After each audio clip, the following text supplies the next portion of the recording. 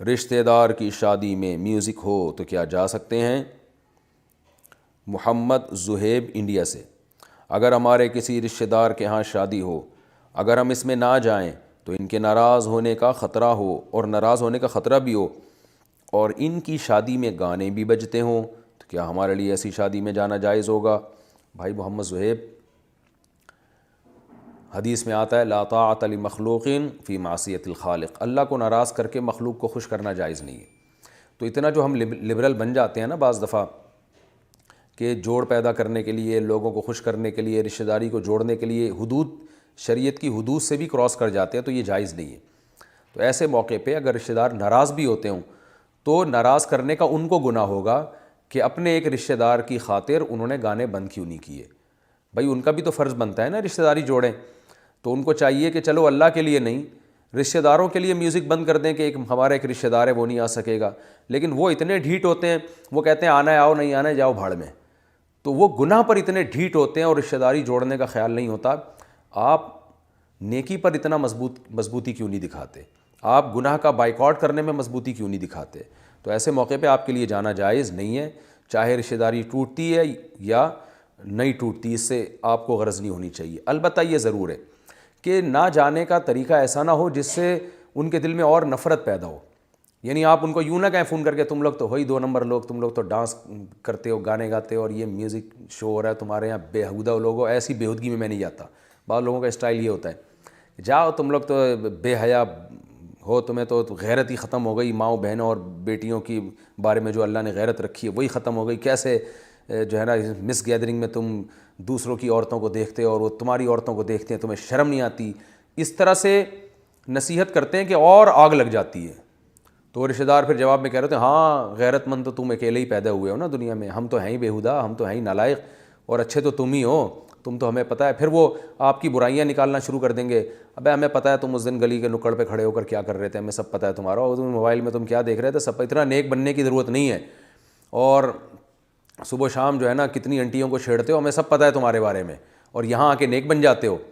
تو پھر آپ کے جذبات بھڑکیں گے، آپ پھر دوست صلاح باتیں سناؤ گے، تمہیں شرم نہیں آتی، جھوٹے الزام لگاتے ہو، اور اگر میں کرتا بھی ہوں تو میرا ذاتی عمل ہے، تم کون ہوتے پوچھنے والے؟ تو وہ پھر اس سے کیا ہوتا ہے، اتنا طوفان بدتمیزی، فساد، پھر لوگ دینداروں سے نفرت کرنا شروع کر دیتے ہیں، یار یہ مولانا لوگ دیکھو کباب میں ہڈی بنے رہتے ہیں، ویسے رشتہ داری جوڑنے کی باتیں کرتے ہیں اور آج غائب ہے مارکیٹ سے شاٹیں، اور جب اپنی شادی ہوگی تو ہم کو بلائیں گے، ہم نہیں آئیں گے تو غصے ہوں گے، اور ہماری شادی میں ہم بلا رہے ہیں تو نہیں آ رہے، ایک فساد۔ تو اس لیے اللہ نے قرآن میں کیا فرمایا، ادع الی سبیل ربک بالحکمۃ والموعظۃ الحسنہ، کہ اپنے رب کی طرف دعوت دو اچھے انداز سے۔ تو اگر آپ شادی میں نہیں جا رہے، جانا تو جائز نہیں ہے، نہیں جائیں، بائیکاٹ کریں، لیکن طریقہ بڑا اچھا ہونا چاہیے۔ اگر آپ یہ سمجھتے ہیں کہ رشتہ داروں میں اتنی صلاحیت ہے کہ ان کو یوں بتائیں گے کہ یہ جائز کام نہیں ہو رہا، محبت سے سمجھائیں گے تو وہ سمجھ جائیں گے، تو پھر آپ ان کو بتائیں کہ بھئی یہ چونکہ ناجائز ہے اس لیے میں نہیں آ رہا۔ لیکن اگر آپ سمجھتے ہیں ان میں اتنی صلاحیت نہیں ہے، آپ نے ان کو کہہ دیا کہ ناجائز ہے تو بھڑک جائیں گے، تو پھر کوئی بہانہ کر دیں، ٹوپی کرا دیں۔ تو مجبوری میں اچھی جذبے سے ٹوپی کرانے کی بھی اجازت ہے نا، برائی سے بچنے کے لیے، تو آپ ان کو ٹوپی کرا دیں کہ یار وہ ایکچولی مجھے کام ہے، آج یوں ہے، وہ کام بنا لیں۔ ابراہیم علیہ السلام نے نہیں بنا لیا تھا کام، کہ وہ لوگ جب جا رہے تھے ابراہیم علیہ السلام کو میلے میں لے کر، حضرت ابراہیم نے فرمایا میری طبیعت خراب ہے۔ کیا مطلب؟ تمہاری ان برائیوں کو دیکھ دیکھ کے میری طبیعت خراب ہو گئی ہے، تو روحانی طور پر گویا میں تکلیف میں ہوں۔ تو وہ ایک حضرت ابراہیم نے توریہ کیا تھا، توریہ۔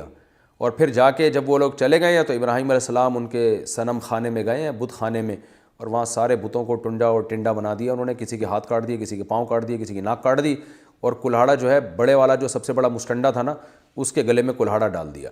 جب وہ لوگ آگے پوچھنے لگے یہ ہمارے خداؤں کے ساتھ، بھگوانوں کے ساتھ کس نے یہ سلوک کیا ہے، تو ابراہیم علیہ السلام نے فرمایا کہ یہ جو ہے نا، یہ میں حضرت ابراہیم علیہ السلام کی تعبیر اپنے الفاظ میں کر رہا ہوں، بزبان حال یہ فرمایا کہ یہ جو بڑا مسٹنڈا ہے نا جس کے ہاتھ میں کلہاڑا، یہ بالکل ٹھیک ٹھاک ہے، فٹ فاٹ ہے، اس کو کچھ بھی نہیں ہوا، اس کا مطلب اسی سے پوچھو کہ کس نے کیا، یہ بتائے گا کس نے کیا ہے۔ تو یہ ایک طریقہ تھا تبلیغ کا۔ تو آپ بھی کیا کریں گے؟ اگر آپ سمجھتے ہیں رشتہ داروں کو آپ بتائیں گے کہ بھئی یہ جانا جائز نہیں ہے، تو رشتہ دار بہت محبت سے سمجھائیں گے تو رشتہ دار سمجھ جائیں گے، تو آپ ان کو بتا دیں۔ لیکن اگر آپ کا خیال ہے کہ آگ ایک دم لگ جائے گی، بھڑک جائیں گے، طیش میں آ جائیں گے، تو پھر آپ ٹوپی کرا دیں ان کو۔ ٹوپی کا مطلب توریہ کریں، ٹوپی تو ہم اپنے الفاظ میں استعمال کر رہے ہیں نا، آج کل لوگ اس کو یہ کہتے ہیں، تو ویسے اصل لفظ ہے توریہ. گول مول بات کر لیں کہ بھئی میری طبیعت خراب ہے. طبیعتیں تو آپ کو پتہ ہے صحت 100% آج کل کس کی صحیح ہوتی ہے. آج مجھے تھوڑا سا کام ہے، اور کام بنا بھی لیں تاکہ جھوٹ بھی نہ ہو، کوئی کام آپ اس دن کے لیے رکھ لیں تو گول مول کر لیں. اور جہاں پھر بھی رشتہ داروں کے دل میں نفرت تو آتی ہے، تو اس نفرت کا ازالہ ایسے کریں کہ دیکھیں جب بھی اینٹی بائیوٹک کھائی جاتی ہے نا اس کے سائیڈ افیکٹ ہوتے ہیں، تو ڈاکٹر پھر کوئی طاقت کا سیرپ لکھ کے دے دیتے ہیں کہ یہ اس سے آپ کی طبیعت بحال ہو جائے گی. تو جب بھی کوئی ایسی ہائی ڈوز رشتہ داروں کو دی جاتی ہے تو اس کے سائیڈ افیکٹ ہوتے ہیں. وہ سائیڈ افیکٹ یہی ہے کہ رشتہ داری ٹوٹتی ہے، تو اس کو جوڑنے کے لیے کوئی اور طریقے سے ایلفی کا استعمال کریں. آپ چیزیں ٹوٹتی ہیں تو ایلفی بھی تو ہے نا جوڑنے کے لیے. اور ایلفی یہ الفت سے نکلا ہے. الفت کا معنی محبت نکلا نہیں ہے، لیکن حضرت حکیم اختر صاحب رحمہ اللہ تعالیٰ ایک چٹکلے کے طور پہ فرمایا کرتے تھے کہ ایلفی جو ہے نا الفت سے نکلا ہے. الفت محبت کو کہتے ہیں. تو محبت سے کیا کریں، محبت کی ایلفی لگا کر رشتہ داری جو ٹوٹی ہے اس کو جوڑ لیں. اور محبت کی ایلفی کیسے ہوگی؟ اچھے ڈائلاگ استعمال کریں. بھائی آپ لوگ ہیں تو بہت اچھے غیرت مند لوگ ہیں، بہت اچھے لوگ ہیں، بس اس دفعہ پتہ نہیں آپ نے کیا یہ میوزیکل شو کا انتظام کیا ہوا ہے جو اچھا نہیں لگ رہا، لیکن بہرحال آپ کر رہے ہیں، اچھا تو نہیں ہے. ہیں آپ لوگ بڑے غیرت مند، لیکن یہ اس دفعہ آپ اچھا کام نہیں کر رہے. اور تھوڑا سا ان کو ہدیہ دے دیا جائے. ان کو یہ کہا جائے بھائی جو آپ کے یہاں شادی ہو رہی ہے، کوئی میرے تعاون کی ضرورت ہو تو مجھے بتائیں. کوئی چیز کھانا منگوانا ہو، آرڈر کرنا ہو کہیں کچھ، میں بھی حصہ ڈال دوں گا اس میں. پورے پیسے تو میں نہیں دے سکتا، اگر دے سکتا ہوتا تو میں خود نہ کر لیتا شادی. تو پورے پیسے میں دے نہیں سکتا، لیکن کچھ چلے جی ایک دیگ کا خرچہ میں دے دوں گا. اور جو ہماری بہن جس کی شادی ہو رہی ہے وہ ہماری بہن ہی لگتی ہے کہ دینی بہن ہے، تو اس کو کچھ تعاون کی ضرورت ہو، کچھ جہیز کی مد میں، وہ جو داماد ہے نالائق جہیز تو لے رہا ہوتا ہے آج کل، تو میں اس میں تعاون کر دوں گا.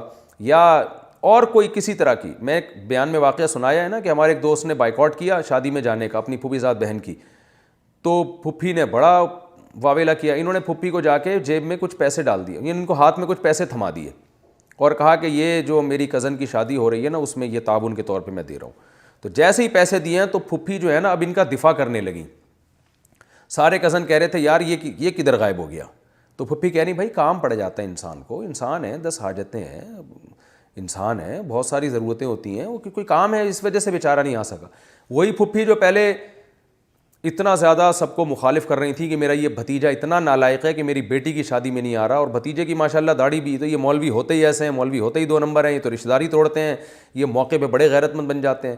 لیکن جب لفافہ گیا ہے پھوپھی کے پاس، اللہ کا فضل ہے کہ ایسا جیسے کسی نے ٹھنڈا پانی ڈال دیا ہو، اور وہ ہر جگہ دفاع کرتی پھر رہی میرا بھتیجا. وہ لوگ کہہ رہے کیوں نہیں آیا، کہہ رہے بھائی میری بیٹی کی شادی ہے، مجھے پتہ ہے نہیں آیا، وہ بیچارہ مجبور ہے، کوئی کام ہے اس کو. تو اس طرح دینداروں کو چاہیے، اللہ نے مالی وسعت دی ہے تو رشتہ داروں کے کو لفافے میں پیسے ڈال کے دے دیں اور بولے میں نہیں آ رہا. تو دیکھیں آپ خود بخود وہ ہر طرح سے آپ کا دفاع کریں گے. بلکہ رشتہ داروں کو اگر سب لوگ تھوڑے تھوڑے پیسے دینا، رشتہ دار کہیں گے کوئی بھی نہ آئے ہماری شادی میں، پیسے بھجوا دو بس، یہ اکاؤنٹ نمبر ہے، اور سب کو ہماری طرف سے دعوت ہے کہ وہ نہ آئیں. باقاعدہ یہ آرڈر جاری کریں گے وہ، تو نہ آئیں، باقاعدہ وہ پیسے بھیج دیں. تو یہ ایلفی ہے، جو پیسہ ہے نا یہ ایلفی ہے.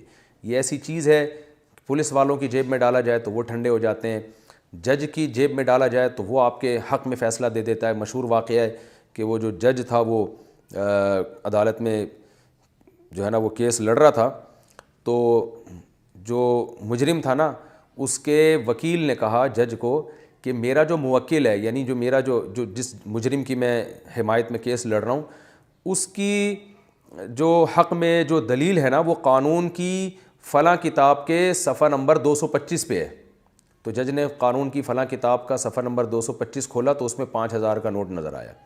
تو جج نے کہا ایسے 2 ثبوت مجھے اور چاہیے. تو یہ ایسی چیز ہے میرے بھائی. تو لوگ اس کو غلط چیزوں میں استعمال کرتے ہیں، رشتہ داری توڑنے کے لیے، رشوت دینے کے لیے استعمال کرتے ہیں. آپ یہ پیسہ رشتہ داری جوڑنے کے لیے استعمال کریں. تو شادیوں میں نہ جائیں، جو ناجائز شادیاں ہو رہی ہیں، ایسی مکس گیدرنگ ہو رہی ہے، حرام ہے، ناجائز ہے، بائیکاٹ کریں. لیکن رشتہ داری جوڑنا بھی شریعت کا حکم ہے، تو پیسے کھلا کھلا کے رشتہ داری جوڑیں.